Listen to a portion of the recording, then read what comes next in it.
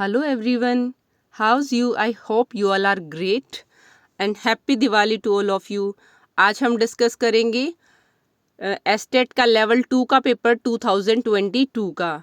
Estate level 2 TGT का paper है ये 22 का। कल हमने पीजीटी का पेपर डिस्कस किया था, आज हम टीजीटी का सेकंड लेवल का पेपर डिस्कस करते हैं। देखिएगा, मैंने कल भी बताया था कि जो क्वेश्चंस होते हैं वो उनके ऑप्शन से ही निकल के आते हैं। मैक्सिमम क्वेश्चन जो होते हैं, जो क्वेश्चन पेपर का जो क्वेश्चन है और उसके 4 ऑप्शन दिए होते हैं, उन्हीं से निकल के आते हैं। आज वाला पेपर सॉल्व करने से आपको बिल्कुल अच्छे से पता लग जाएगा कि ऐसा ही होता है।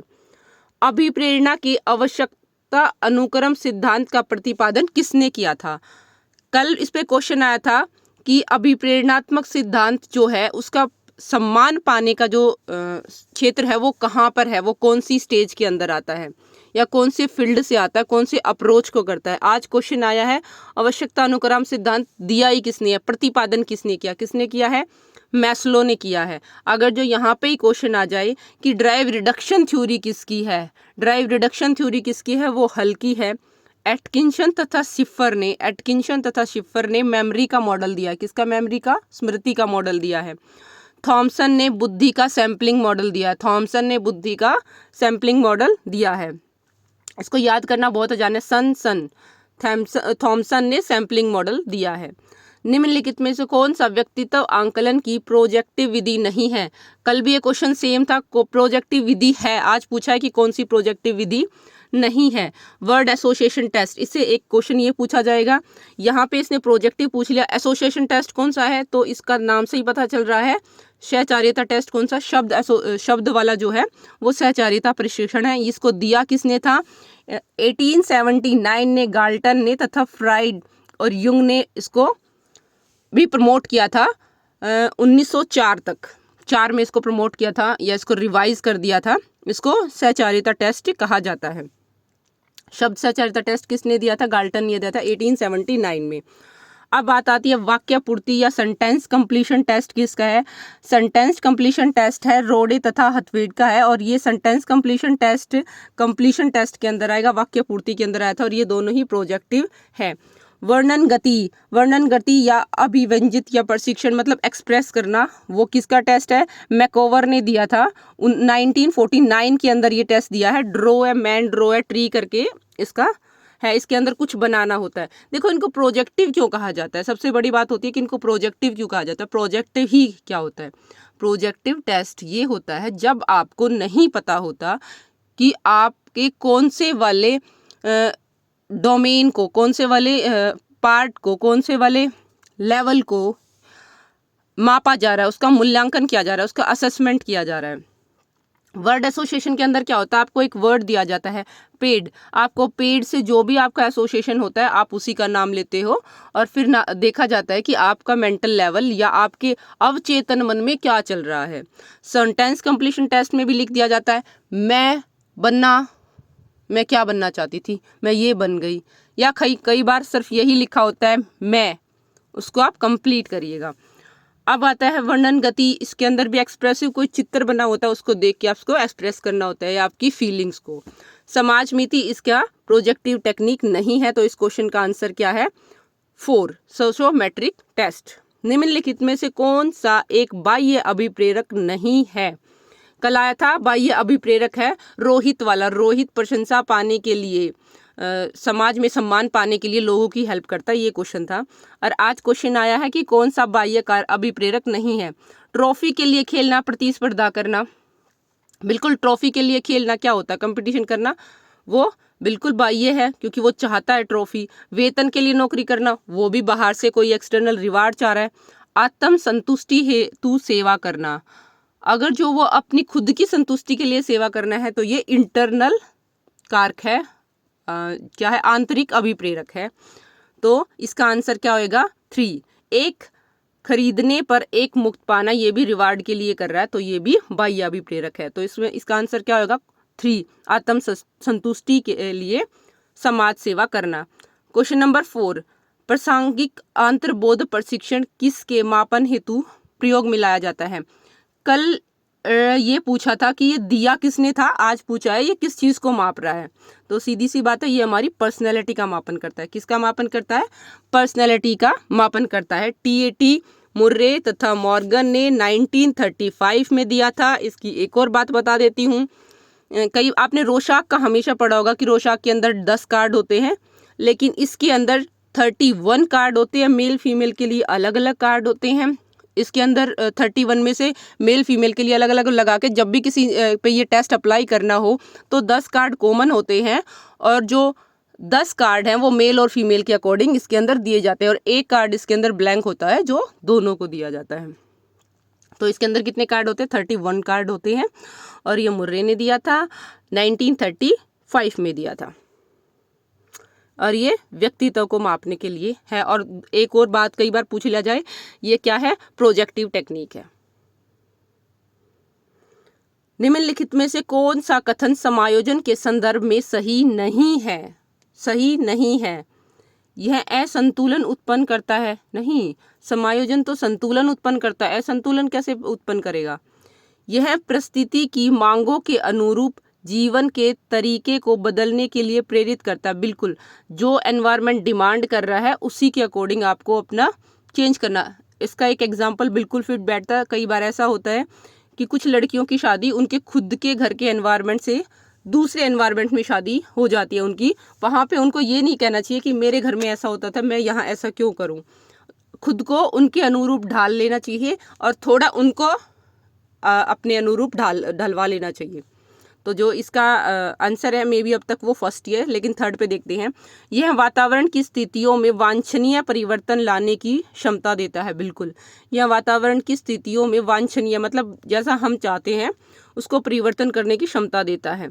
समायोजन के अभाव में व्यक्ति तनाव और चिंता से घिर जाता है। बिल्कुल, अगर जो एडजस्टमेंट नहीं होगी हमारे माइंड में, समायोजन नहीं होगा, तो हमें स्ट्रेस आ जाएगा, चिंता आ जाएगी, एंग्जाइटी आ जाएगी, ये सारी अनवांटेड जो भी डिजीज़ है वो हमारे अंदर आ जाएंगी। तो इससे अच्छा है कि हमें एडजस्टमेंट करके चलना चाहिए। तो इस क्वेश्चन का आंसर क्या है? फर्स्ट, यह असंतुलन उत्पन्न करता है। बिल्कुल, समायोजन जो है वो असंतुलन उत्पन्न नहीं करता, संतुलन उत्पन्न करता है। क्वेश्चन नंबर 6, प्याजे के संज्ञानात्मक विकास सिद्धांत के अनुसार किस विकासात्मक अवस्था में पलटाव की क्षमता विकसित होती है? देखिएगा, इसने पूछा पलटाव की क्षमता विकसित होती है। Ability to reversibility, not irreversibility. जैसा कि बता चुकी हूँ कि फर्स्ट वाली स्टेज के अंदर इसका कोई है नहीं, सेकंड वाली स्टेज में अपलटावली का गुण आता है, और थर्ड वाली स्टेज में पलटावली की क्षमता आ जाती है। तो इस क्वेश्चन का आंसर क्या हुआ? मूर्त संक्रियात्मक या कंक्रीट ऑपरेशनल स्टेज। क्या हुआ? Concrete operational stage. और ये चारों की चारों प्याजे की स्टेजेस हैं। किसी को एज नहीं हो तो बता दूं, 7 से लेके 11 तक है इसका टाइम पीरियड। निम्नलिखित में से कौन सा सही मिलान नहीं है? एरेक्शन मोस्ट इम्पोर्टेंट टॉपिक है। प्लीज़ एक बार आप सब इसको अच्छे से, इसकी स्टेजेस को, और इसके अंदर एक गुण उत्पन्न होता है या एक अवगुण उत्पन्न होता है। अगर जो हमारी समाज के साथ एडजस्टमेंट अच्छी होती है तो वो एक गुण उत्पन्न हो जाता है, एडजस्टमेंट अच्छी नहीं होती है तो वो अवगुण उत्पन्न हो जाता है। तो ये इसके टाइम, इस स्टेजेस सीक्वेंस में याद करनी, इनका गुण और अवगुण, ये इसके सारी चीज़ें याद करके जानी है। तो अभी बात करते हैं इनमें से कौन सा सही नहीं है। पहल बनाम अपराध या तीसरी अवस्था, बिल्कुल सही है। पहचान बनाम भूमिका, पांचवी अवस्था, हाँ बिल्कुल है। स्वयता बनाम लज्जाशीलता, पहली अवस्था नहीं। पहली अवस्था ट्रस्ट वर्सेस मिसट्रस्ट की है, ऑटोनोमस वर्सेस शेम की नहीं है। पहले वाली अवस्था ट्रस्ट मिसट्रस्ट की है। तो इसके अंदर क्या गलत है? ऑप्शन 3 इसके अंदर गलत है। फोर्थ इसके अंदर बिल्कुल सही है, इंडस्ट्री वर्सेस इन्फीरियरिटी। तो इसका आंसर क्या होगा? 3। हाँ, मैं किसी वीडियो में इसको बहुत अच्छे से ट्रिक के साथ समझा दूंगी, क्योंकि ये थोड़ा बड़ा है, यहाँ पे अच्छे से नहीं समझा जाएगा। निम्नलिखित में से, और इससे बिल्कुल भर भर के क्वेश्चन आते हैं, इसको कोई भी मत छोड़ना। इससे मतलब एक क्वेश्चन पक्का 101% है, तीनों में कई बार 2 क्वेश्चन भी आ जाते हैं, तो ये बिल्कुल भी नहीं छोड़ना है करेक्शन की स्टेजेस को। निम्नलिखित में से कौन सा तत्व स्किनर के क्रियात्मक प्रतिबद्धता सिद्धांत से संबंधित नहीं है? कल स्किनर के से भी क्वेश्चन आया था और आज इसने पूछ लिया कि कौन सा उससे संबंधित नहीं है। बहिर्गमन या एक्सटेंशन नहीं, इसके अंदर एक्सटेंशन नहीं होता। विभेदन डिस्क्रिमिनेशन इसके अंदर होता है। स्पॉन्टेनियस रिकवरी इसके अंदर होती है। रेनफोर्समेंट तो होता ही होता है। मैं आपको थोड़ा थोड़ा बता देती हूँ विभेदीकरण क्या होता है। सामान्यकरण का आपको पता होता है, जब एक चीज़ को हम, एक कॉन्सेप्ट को जो हमारे माइंड में ऑलरेडी बना हुआ है, हम उसको सेम दूसरे वाली सिचुएशन में लागू करें तो वो क्या हुआ, सामान्यकरण होता है। लेकिन जब हम दो समान दिखने वाली चीज़ों में अंतर लगा लें कि इसमें अंतर क्या है, वो डिस्क्रिमिनेशन होता है। स्पॉन्टेनियस रिकवरी ऐसी होती है कि कई बार ऐसा जब उनका बॉन्ड हो जाता है, कुत्ते का, घंटी का और खाने का, जब बॉन्ड कर देता है स्किनर, तो फिर उसके बाद क्या करता है स्किनर, कुछ टाइम के लिए सिर्फ घंटी देता है और उसको खाना नहीं देता, तो उसका सलाइवा सिक्रीट होना बंद हो जाता है। पर कुछ टाइम के बाद ऐसा क्या होता है कि वो क्या करता है कि एकदम से, मान लिया 1-2 घंटे का रेस्ट दिया और उसके बाद से घंटे और घंटे के बाद एकदम से खाना दिया, तो उसके अंदर एकदम से रिकवरी आ जाएगी। हाँ, वो सलाइवा सिक्रीट होना नेक्स्ट टाइम जैसे ही घंटी बजेगी एकदम से उसका सलाइवा सिक्रीट होना शुरू हो जाएगा। जो चीज़ बंद हो गई थी वो एकदम से रिकवरी पे आ जाएगी। मतलब ये बच्चे पे करने हैं ये सारे एक्सपेरिमेंट। कुत्ते बिल्लियों पे तो उन्होंने एक्सपेरिमेंट किए थे इसलिए दिखाए गए हैं, लेकिन इन सब का संबंध बच्चों से है। अब बात आती है क्वेश्चन नंबर 9। निम्नलिखित में से कौन सा कथन अभिवृत्ति के संदर्भ में सही नहीं है, एटीट्यूड के रेफरेंस में सही नहीं है। अभिवृत्ति में अभिप्रेरणात्मक प्रभाव उत्पादक विशेषता पाई जाती है। Attitude has motivational effective characteristic. हाँ, बिल्कुल सही बात है, पाई जाती है। अभिवृत्ति पूर्णतः सकारात्मकता से पूर्णतः नकारात्मक हो सकती है। एटीट्यूड रेंज जो है वो strongly positive and strongly negative बिल्कुल हो सकती है किसी भी इंसान को लेके। हम पूरी तरह से पॉजिटिव भी हो सकते हैं, अंधविश्वास अंधभक्त भी हो सकते हैं, और नेगेटिविटी भी इतनी हो सकती है उनकी पॉजिटिव चीज़ें हमें नेगेटिव ही लगे। अभिवृत्ति जन्मजात एवं अर्जित दोनों होती है। नहीं, अभिवृत्ति कभी भी जन्मजात नहीं होती, उसको एक्वायर किया जाता है। जैसा जैसे एनवायरनमेंट के अंदर इंटरेक्शंस हमारी होती है ऑब्जेक्ट्स के साथ, इंसानों के साथ, वैसे वैसे हमारा एटीट्यूड डेवलप होता चला जाता है। तो इस क्वेश्चन का आंसर है 4। निम्न में से कौन सा कथन बच्चों के विकास के बारे में सही है? कौन सा विकास के बारे में सही है? विकास मात्र अनुवांशिकता का एक उत्पादक है। मैंने कल भी बताया था, मात्र केवल आ जाए तो वो गलत होगा, और विकास कभी भी केवल अनुवांशिकता से नहीं होता, इसके अंदर हेरिडिटी का भी बहुत बड़ा रोल होता है। विकास एक यादृच्छिक या रैंडम प्रारूप अनुसरण करता है, मतलब बिल्कुल रैंडम पैटर्न फॉलो करता है। विकास क्या रैंडम पैटर्न फॉलो करता है? नहीं, विकास का रैंडम पैटर्न नहीं होता। विकास एक संचयी प्रक्रिया है। विकास एक क्युमुलेटिव प्रोसेस है। हाँ, ये बात बिल्कुल सही है। विकास क्या होता है? पूरे बॉडी का, मतलब सारे जितना भावात्मक, ज्ञानात्मक, संवेगात्मक, बौद्धिक, जो भी हमारे जितने भी हमारे पक्ष हैं वो सब एक साथ कोरिलेट होकर आपस में चलती हैं, एक साथ उन सबका विकास होता है। तो इसका के बारे में सही यही है, तीसरे वाला। चौथा देखते हैं, विकास के विभिन्न आयाम अंतर संबंधित नहीं है। नहीं, विकास के सभी आयाम आपस में एक दूसरे से कनेक्टेड होते हैं, कोरिलेट करते हैं। एक पक्ष का विकास दूसरे वाले पक्ष पे इफेक्ट पक्का डालते हैं। तो इस क्वेश्चन का आंसर हुआ 3। विकास में कभी भी अनुवांशिकता नहीं डालती, एनवायरनमेंट भी उतना ही फर्क डालता है। वृद्धि के अंदर अनुवांशिकता हो सकती है, परंतु विकास के अंदर अनुवांशिकता नहीं होती इतनी ज़्यादा। उसके अंदर एनवायरनमेंट का भी उतना ही रोल है जितना अनुवांशिकता का है। कैटल का संस्कृति मुक्त बुद्धि प्रशिक्षण एक प्रकार का क्या है? कैटल का कल्चर फ्री टेस्ट। हाँ, बिल्कुल देखिएगा, कैटल का कल्चर फ्री टेस्ट, जैसा कि नाम से ही पता है, कल्चर संस्कृति से मुक्त है। इसके ऊपर भाषा का कोई प्रभाव नहीं पड़ता।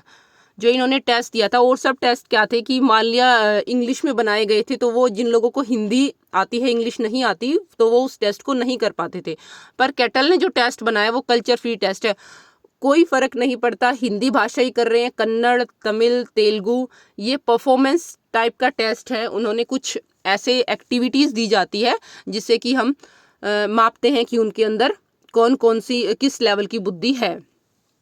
बात करते हैं हम, ये क्या है, व्यक्तित्व शब्द प्रशिक्षण का। इंडिविजुअल वर्बल टेस्ट नहीं, कैटल का इंडिविजुअल नहीं है। अगर जो ये कल्चर फ्री है जिसके ऊपर शब्दों का कोई प्रयोग है ही नहीं इतना, तो ये क्या होगा, ये होगा समूह पे किया जाएगा। सामूहिक शाब्दिक, अब सामूहिक तो ठीक है लेकिन ये शाब्दिक टेस्ट नहीं है। इसके अंदर कल्चर फ्री, मैक्सिमम जो कल्चर फ्री टेस्ट है वो शब्दों से फ्री होते हैं, वो वर्बली नहीं होते, उनको इनके अंदर भाषा का इतना प्रयोग नहीं होता। अशाब्दिक प्रशिक्षण, बिल्कुल सही बात है। कैटल का कल्चर फ्री टेस्ट जो है वो अशाब्दिक प्रशिक्षण है। क्या है, अशाब्दिक और सामूहिक प्रशिक्षण है, नॉन वर्बल टेस्ट और ग्रुप टेस्ट है ये। शाब्दिक एवं अशाब्दिक, शाब्दिक और अशाब्दिक तो है ही नहीं।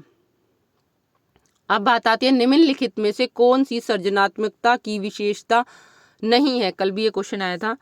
मौलिकता, लोचशीलता, अनंगता, धावा प्रभाविता, originality, flexibility, rigidity and fluency. नहीं, वो रिजिड नहीं होता, किसी चीज़ पे फिक्स नहीं होता।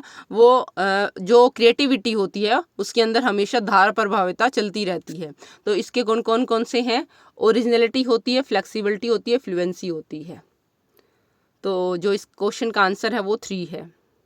निम्नलिखित में से कौन सा कारक शिक्षण अधिगम प्रक्रिया को प्रभावित नहीं करता। कौन सा कारक शिक्षण अधिगम प्रक्रिया को प्रभावित नहीं करता। इस क्वेश्चन को आप खुद सोल्व कर लेंगे। देखिएगा, शिक्षक का एक शिक्षण कौशल, अब मैं आपको पढ़ा रही हूँ, मेरी कैसी स्किल है वो आपको इफेक्ट करेंगी। शिक्षक का मानसिक स्तर, बिल्कुल मेरी मेंटल हेल्थ आप लोगों को इफेक्ट करेगी। शिक्षक का विषय ज्ञान, subject knowledge of the teacher, बिल्कुल मेरी सब्जेक्ट पे जितनी पकड़ है उसी के अकॉर्डिंग मैं आपको कंटेंट दूंगी, तो वो भी आप पे इफेक्ट पड़ेगा। शिक्षक का शारीरिक रूप, physical appearance of the teacher, may be ये बिल्कुल गलत है, क्योंकि अभी आप लोगों को नहीं पता मैं कैसी दिखती हूँ, लंबी हूँ, छोटी हूँ, मोटी हूँ, पतली हूँ, कुछ नहीं पता आपको, मेरी नॉलेज का आपको पता है। तो इस क्वेश्चन का आंसर क्या होगा, मेरे शारीरिक रूप से कोई प्रभाव नहीं पड़ने वाला शिक्षण के ऊपर। तो इस क्वेश्चन का आंसर है 4। वृद्धि बच्चों में किस प्रकार के परिवर्तन लाती है। देखिएगा, ये क्वेश्चन बिल्कुल साफ और सीधा है, और सबसे पहले बुक में जो लाइन है उस बुक में साफ साफ लिखा हुआ है, वृद्धि संरचनात्मक परिवर्तन होते हैं। मतलब कि स्ट्रक्चर, मतलब कि जो हमारी बाहर से बॉडी जो दिखती है उसके स्ट्रक्चर में जो चेंज है वो हमारी वृद्धि है। तो इस क्वेश्चन का आंसर 1 ही होगा। फंक्शनल, विकास से रिलेटेड होता है। जो संरचनात्मक और प्रक्रियात्मक दोनों होंगे वो विकास से होंगे, और अगर जो विकास के बारे में बात आ जाए तो वहाँ संरचना और प्रक्रिया दोनों होंगे, पर वृद्धि के अंदर संरचना ही होगा। क्वेश्चन नंबर 15, त्वरण किस प्रकार के विशिष्ट बच्चों की शिक्षा के लिए एक महत्वपूर्ण योजना है। सीधी सी बात है, ये प्रभावशाली बच्चों के लिए है, गिफ्टेड बच्चों के लिए है, जिनका IQ लेवल अच्छा है, ये उनके लिए है। धीमे अधिगमकर्ताओं को हम जल्दी या अच्छा कंटेंट, बहुत जल्दी कंटेंट देंगे तो वो नहीं क्लियर कर पाएंगे। अधिगम असमर्थ बच्चे भी नहीं कर पाएंगे, मंदबुद्धि भी नहीं कर पाएंगे। बहुत ईजी सा क्वेश्चन था, और इसको बिल्कुल ऑप्शन से ये आप एलिमिनेट कर सकते हो। धीमा अधिगमकर्ता, अधिगम असमर्थ और मंदबुद्धि, ये तीनों सेम है, तो ये किसके लिए होगा, सीधी सी बात है प्रभावशाली। कुछ क्वेश्चंस को आप खाली ऑप्शन से भी ठीक कर सकते हैं, जरूरी नहीं है हर किसी की आपको कॉन्सेप्ट ही क्लियर हो। आप थोड़ा सा भी टेक्निकल होंगे तो आप ऑप्शन को ही निकाल दोगे कि इसका आंसर क्या है। क्वेश्चन नंबर 16, क्रियात्मक प्रतिबद्धता में अधिगमकर्ता की प्रत्येक सही अनुक्रिया को पुनर्बलित करना किस प्रकार की पुनर्बलन अनुसूची है। ये क्वेश्चन देखिएगा कल भी आया था, और कल इसका रेशो था, फिक्स रेशो था। कल इसका क्वेश्चन का आंसर फिक्स रेशो था, और उसके अंदर आया हुआ था कि निश्चित सही रिस्पॉन्स को क्या कहा जाएगा। अब यहाँ पे देखते हैं, इसने बोला है कि प्रत्येक सही अनुक्रिया, मैंने कल बताया था जब हम प्रत्येक सही अनुक्रिया को पुनर्बलित करेंगे तो वो कंटिन्यू के अंदर आएगा। किसके अंदर आएगा, कंटिन्यू। वैसे कंटिन्यू नाम की कोई है नहीं, क्या बोलते हैं, अनुसूची 4 हैं, एक है फिक्स इंटरवल, एक है वेरिएबल इंटरवल, एक है फिक्स रेशो, एक है वेरिएबल रेशो। पर इस क्वेश्चन को सेटिस्फाई करिएगा, देखिएगा कैसे कर रहे हैं हम लोग। प्रत्येक सही अनुक्रिया, निश्चित अंतराल तो हो नहीं सकता, क्योंकि अंतराल का मतलब होता है, इंटरवल का मतलब होता है टाइम से, कि प्रत्येक 5 मिनट पे रिस्पॉन्स दे। तो यहाँ पे अंतराल तो है नहीं, सही अनुक्रिया बोली है, तो पहले वाला ऑप्शन हो नहीं सकता। सेकंड वाले ऑप्शन पे बात चलते हैं, परिवर्तनशील अंतराल। परिवर्तनशील अंतराल का भी कोई मतलब है नहीं, यहाँ ने इन्होंने बोला सही अनुक्रिया, मतलब कि रिस्पॉन्स, मतलब कि रेशो, सही होना चाहिए। पर जब वो क्वेश्चंस बच्चे से 5 या 7 क्वेश्चन या 20 क्वेश्चन पूछे जा रहे हैं, उसमें 20 में से मान लिया उसने दूसरा क्वेश्चन सही बताया तो उसको तभी पुनर्बलित कर दिया, उसने 5वां क्वेश्चन बताया उसको तभी पुनर्बलित कर दिया। तो ये परिवर्तन अंतराल से भी इसका कोई मतलब है नहीं। पहले वाला क्वेश्चन उसने 2 मिनट में ही ठीक बता दिया था, दूसरे वाला क्वेश्चन 10 या 15 मिनट में जाके ठीक किया। निश्चित अनुपात, निश्चित अनुपात का मतलब क्या होता है? फिक्स। हर दूसरी पे उसको सही दिया जाए, हर 5वीं पे उसको सही दिया जाए, हर छठे रिस्पॉन्स को सही दिया जाए, परंतु इसने क्या बोला? प्रत्येक सही को, हर एक सही को।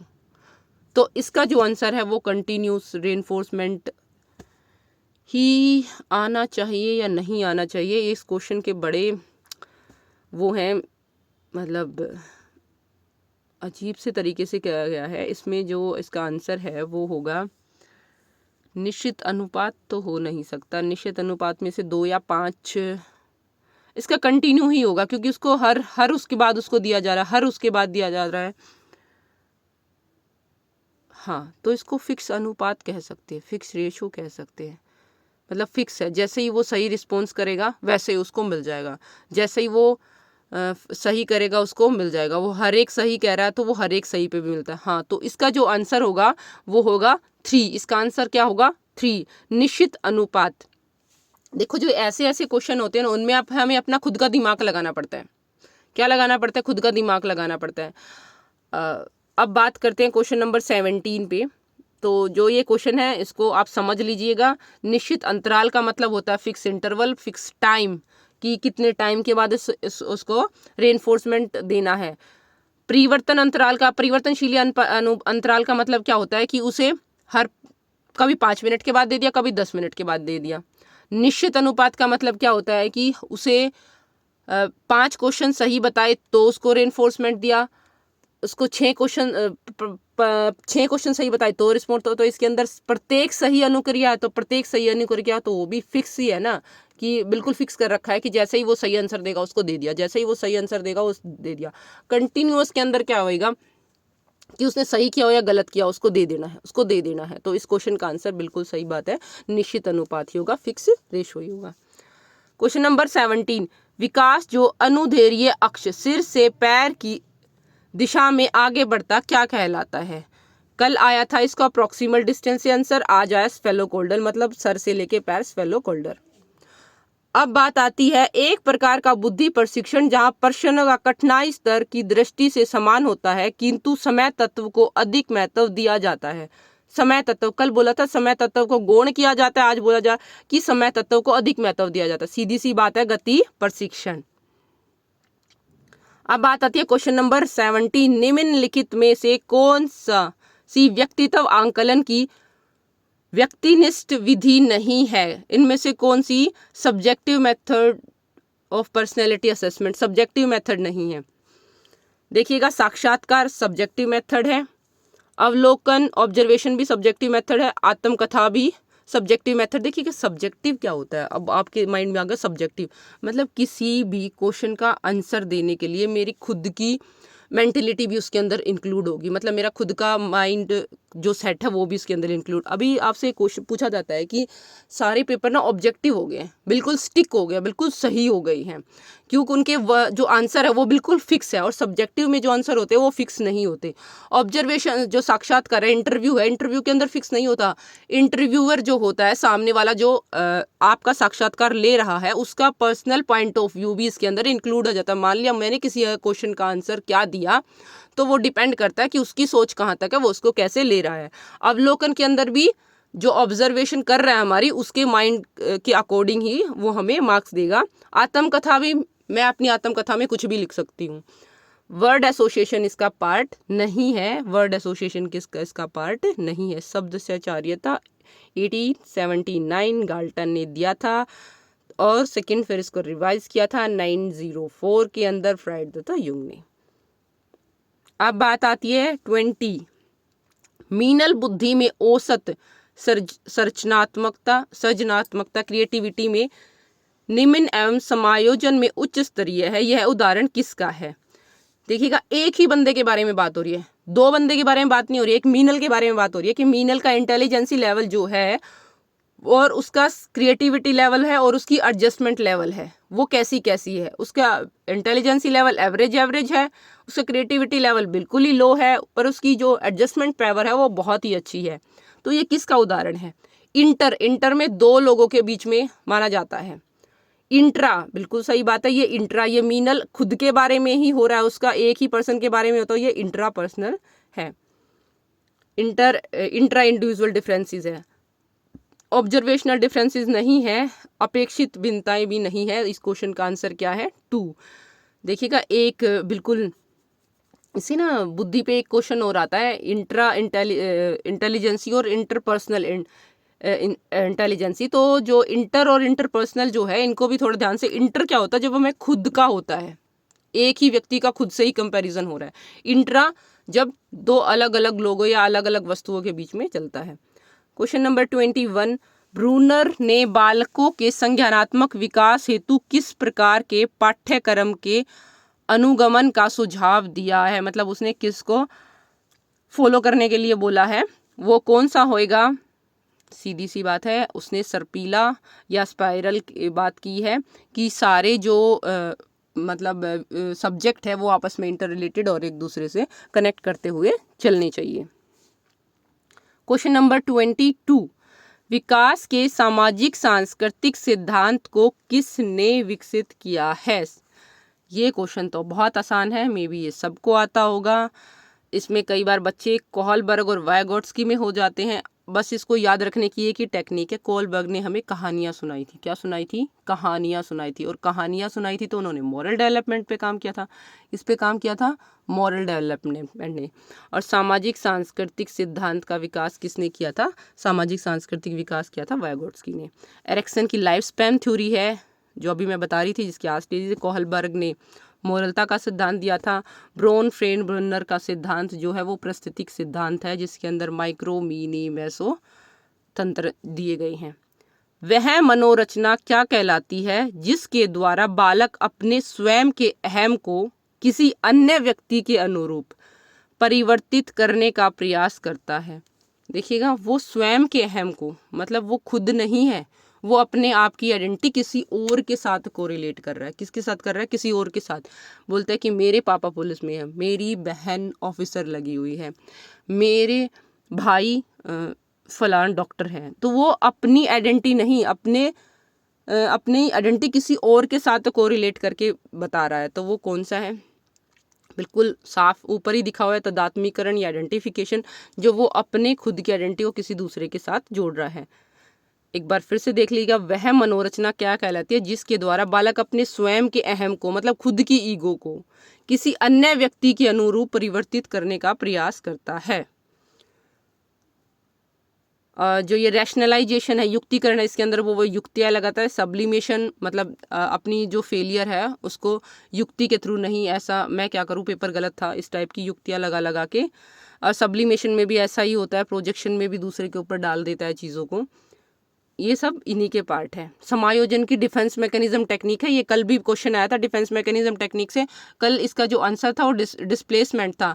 कल क्वेश्चन आया था कि जब एक लड़का अपने मम्मी पापा को वो अपना मम्मी पापा का गुस्सा अपने छोटे बहन भाई पे उतार देता, तो ये कौन सी रक्षात्मक युक्ति है? तो ये कौन सी थी? डिस्प्लेसमेंट। कौन सी थी? डिस्प्लेसमेंट, विस्थापन थी। और आज जो क्वेश्चन आया है वो आया है कि जब हम क्या करते हैं, अपने अनुरूप मतलब किसी और, अपनी आइडेंटिटी को किसी और की आइडेंटिटी के साथ जोड़ देते हैं, वो तदात्मीकरण या आइडेंटिफिकेशन होता है।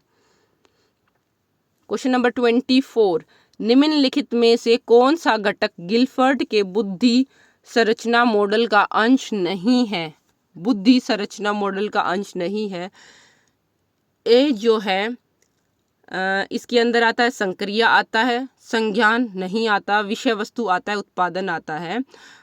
बिल्कुल इसके पहले 120 थे, फिर 150 वो हुआ, इसकी जो यूनिट हो या इकाई बोला जाता है, फिर उसके बाद इसकी 180 भी हुई। पर जो इसका एस्टेट ने मान रखा है अब तक का, पहले वो 120 मानता था, वो 150 तक आ गया, लेकिन 180 तक अब तक भी उसने क्वेश्चंस के आंसर सही नहीं माने हैं। इसको क्या बोला जाता है? संक्रिया, विषय वस्तु और उत्पादन। संक्रिया, विषय वस्तु और उत्पादन। कोग्निशन इसके अंदर नहीं है। बुद्धि का त्रितंत्रीय सिद्धांत का प्रतिपादन किसने किया था? मैंने कल बताया था, त्रितंत्र से कल क्वेश्चन आया था स्टर्नबर्ग के।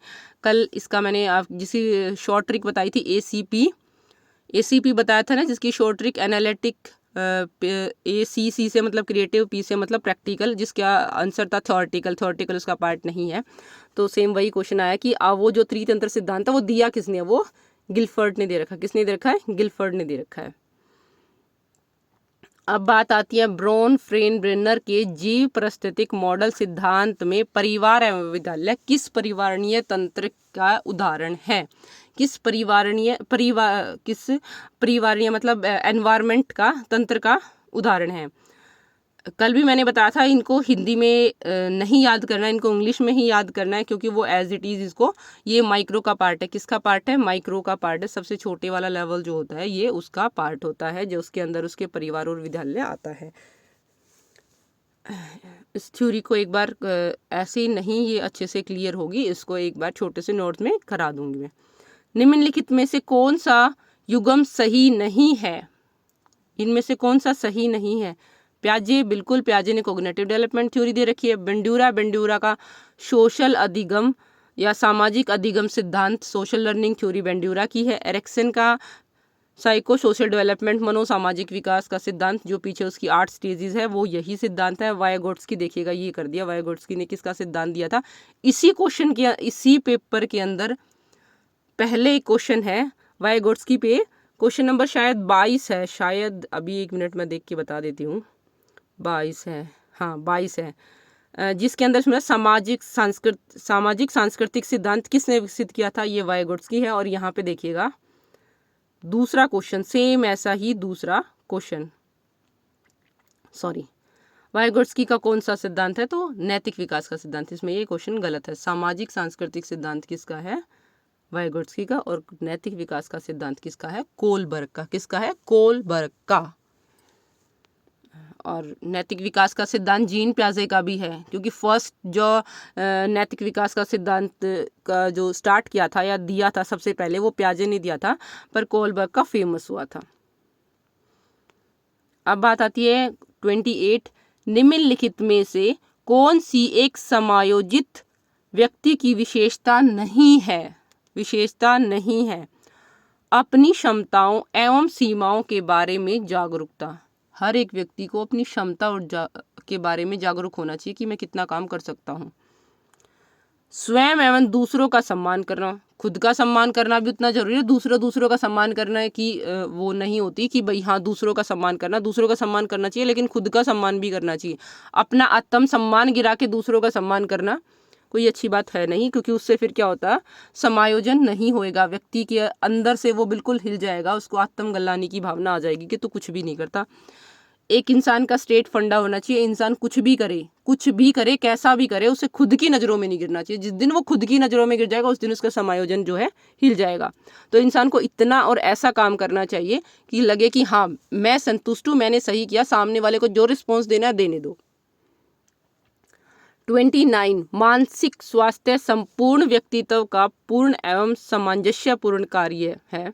मानसिक स्वास्थ्य की यह परिभाषा किसने दी थी? ये डेफिनेशन आपको याद करनी पड़ेगी। हेडफिल्डलर की ये डेफिनेशन है। किसकी है? हेडफिल्डलर की ये डेफिनेशन है। हेडफील्ड की डेफिनेशन है मानसिक स्वास्थ्य संपूर्ण व्यक्तित्व का पूर्ण और सामंजस्यपूर्ण कार्य है। इसको आप याद कर लीजिएगा, रट लीजिएगा। निम्नलिखित मनोवैज्ञानिकों में से कौन सा गेस्टाल्टवादी से संबंधित नहीं है? कोहलरकॉफ का, वर्दाइमर।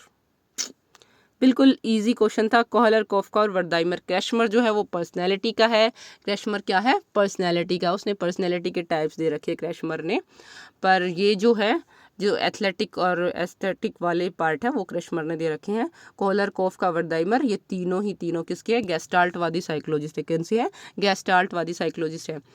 देखिएगा मैंने आप तक आपको जितने भी क्वेश्चन कराए हैं वो सब सारे जो ऑप्शंस हैं उनको सॉल्व करते हुए कराए हैं। वो इसलिए कराए हैं क्योंकि अब आपने 2 पेपर में ही देख लिया होगा कि कितने ऑप्शन से ही क्वेश्चन बनते हैं एज इट इज़। अगर जिन लोगों ने पिछले वाला पेपर ही अच्छे से पढ़ा होगा, मैं ज़्यादा नहीं कहती, 15 से 20 क्वेश्चन वो पिछले वाले PYQ को ही इस वाले PYQ ने सेटिस्फाई किया है। मतलब पिछले वाले PYQ जो मैंने कराया था तो इस वाले PYQ में 20% सेम चल रहा है। मतलब उसका और इसका सिर्फ ऑप्शन से ही क्वेश्चंस को इधर उधर हिला रखा है। तो PYQ करना बहुत बहुत बहुत ज़्यादा इम्पोर्टेंट है और उनके विद एक्सप्लेनेशन। ऐसे नहीं है PYQ बस रटते गए नहीं, एक अपना क्वेश्चन नहीं रटना है, उस क्वेश्चन को समझना है। आशा करती हूँ आपको आज की वीडियो बहुत अच्छी लगी होगी। अगर जो मेरी वीडियो अच्छी लगी है तो लाइक शेयर और सब्सक्राइब प्लीज़ कीजिएगा और बेल आइकन को भी हिट कर दीजिएगा ताकि जैसे ही मैं वीडियो डालूँ आपके पास नोटिफिकेशन आ जाए। Thanks for watching.